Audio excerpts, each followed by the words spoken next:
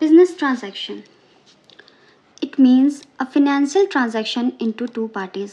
मतलब business transaction का क्या मतलब होता है कि फिनेंशियल ट्रांजैक्शन हो रहा है किनके बीच, टू पार्टीज़, मतलब दो लोगों के बीच। बिजनेस है, ठीक है, आप वहाँ गए, आपने कोई सामान खरीदा, आपने वहाँ से कुछ परचेजिंग करा, आपने उसके बदले पे कैश दिया तो वहाँ पे क्या हुआ, एक हिसाब का फिनेंशियल ट्रांजैक्शन आपका हुआ कि आपने पैसे दिए और वहाँ से सामान लिया, या बिज़नेस ने अपना सामान बेचा और आपसे पैसे लिए। तो ये एक तरह का ट्रांजैक्शन हो रहा है किनके बीच, दो पार्टी के बीच। तो इस टाइप के ट्रांजैक्शन को क्या कहते हैं, फिनेंशियल ट्रांजैक्शन, जो कि बिजनेस ट्रांजैक्शन होता है। Now the second one is account. Account क्या है, it is a summarised record of transaction. अब बाय द वे जो पार्टी थे उन्होंने आपस में जो ट्रांजैक्शन करा, ठीक है, उसका क्या होता है कि एक रिकॉर्ड बनता है। जो शॉपकीपर होता है वो अपने पास एक रिकॉर्ड बनाते हैं कि मैंने इतना का सामान बेचा और मुझे इतने पैसे मिले। अगर वो सामान बाय द वे कैश में बेचा तो वो कैश नोट करते हैं, अगर वो क्रेडिट में बेचा तो फिर वो उसको क्रेडिट नोट पे करते हैं। कैपिटल क्या होता है, it is an amount invested by the owner in the business. ये एक तरह का पूंजी होता है, ठीक है, जो कि ओनर लगाते हैं अपने बिजनेस पे। कि अगर आप कोई भी बिजनेस स्टार्ट कर रहे हो तो आपको उस पर तो पहले अपना पैसा लगाना पड़ेगा ना, तो उस पैसे को क्या बोलते हैं, पूंजी बोलते हैं। कि जो भी अमाउंट होता है जो ओनर लगाते हैं अपने बिजनेस पे, उसको क्या कहते हैं, कैपिटल कहते हैं। It is an amount invested by the owner in the business.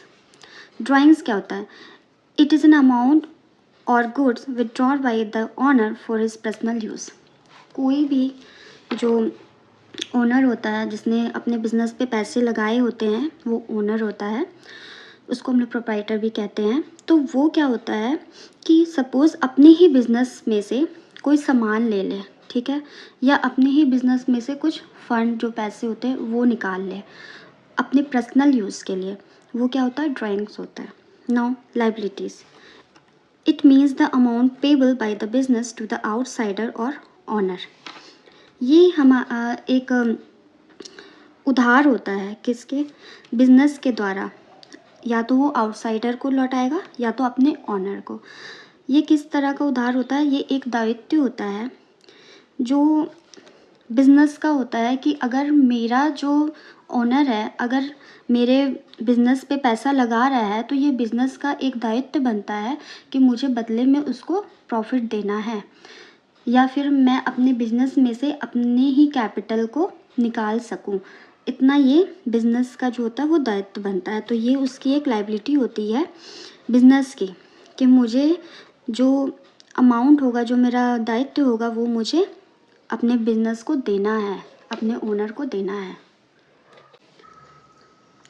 Liability, it means the amount payable by the business to the outsider और owner. Classification on the basis of ownership and classification on the basis of time.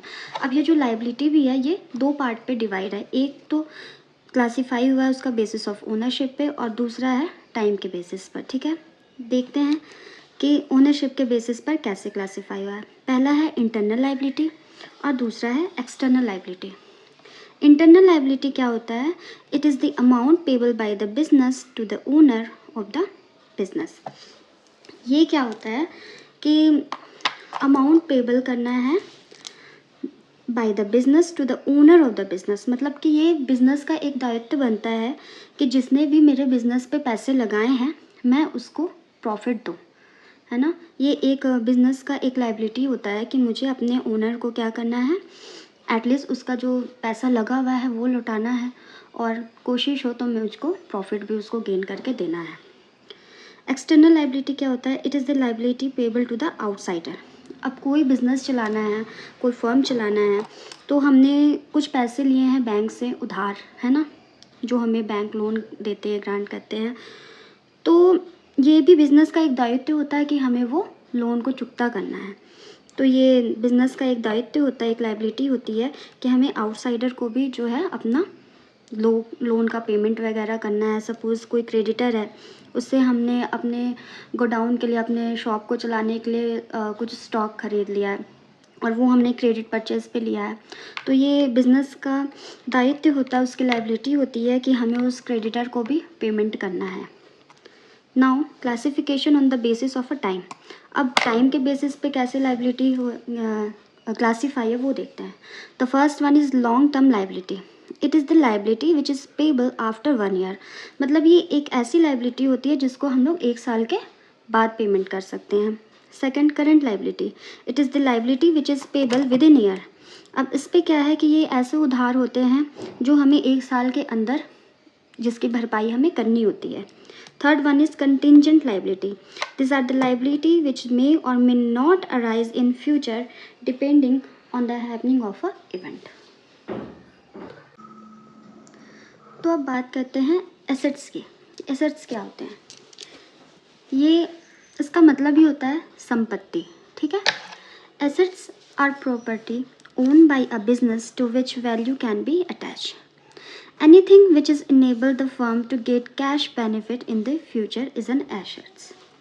कोई भी संपत्ति, कोई भी property जो कि एक जो ओनर है वो ख़रीदता है अपने बिजनेस को रन करने के लिए, जो कि उसको प्रॉफिट दे, जिसका मेन मोटिव क्या होता है? प्रॉफिट होता है, जो कि एक लंबे समय के लिए जो ओनर होते हैं वो परचेज़ करते हैं बिजनेस के लिए, ठीक है, कि उसको वो फ्यूचर में उससे प्रॉफिट जनरेट करेगा। कोई भी संपत्ति होती है, ठीक है, जिसका एक वैल्यू होता है, उसको एसेट्स कहते हैं। Now classification on the basis of physical existence. अब जो एसेट्स हैं वो क्या है? फिजिकल एग्जिस्टेंस मतलब कि फिजिकली मौजूदगी, मतलब फिजिकली मौजूदगी के आधार पर जो है एसेट्स को क्लासिफाई किया गया है। पहला है टेंजिबल एसेट्स। टेंजिबल एसेट्स क्या होते हैं देखते हैं। Those assets which have physical existence are called tangible assets. जिसका कि फिजिकल मौजूदगी अवेलेबल है वो क्या होते हैं? टेंजिबल एसेट्स होते हैं। कैश फिजिकली अवेलेबल है, हम उसको देख सकते हैं, टच कर सकते हैं। बिल्डिंग फिजिकली अवेलेबल है, हम देख सकते हैं बिल्डिंग को, और ये सब क्या है? संपत्ति है। बिल्डिंग क्या है? संपत्ति है। मशीनरी क्या है? संपत्ति है। अगर हम कोई कार खरीदते हैं तो वो क्या है? संपत्ति है। तो इस टाइप की जो चीज़ें होती हैं, अब हमने कार को भी खरीद सकते हैं। कोई बाय द वे आपने कोई बिज़नेस स्टार्ट किया हो और उस पर आपने एक ट्रक खरीदा हो। ट्रक क्या है कि आपने उस पर सामान लोड करा for the purpose of transportation, ठीक है। तो बिज़नेस पे आपने क्या पैसे लगाए, किस चीज़ पे लगाए? ट्रक पे लगाए। ट्रक क्या है? फिजिकल एग्जिस्टेंस है। फिजिकल एग्जिस्टेंस है और लॉन्ग टर्म बेनिफिट भी दे रहा है ना। एक तरफ से ये आपके फ्यूचर पे इनकम जनरेट कर रहा है। तो इस टाइप की जो चीज़ें होती हैं वो क्या होती हैं? टेंजिबल एसेट्स होते हैं। Those assets which have physically existence are called tangible assets like cash, building etcetera. The second one is intangible assets। अब intangible assets क्या होते हैं? Those assets which do not have physically existence are called intangible assets।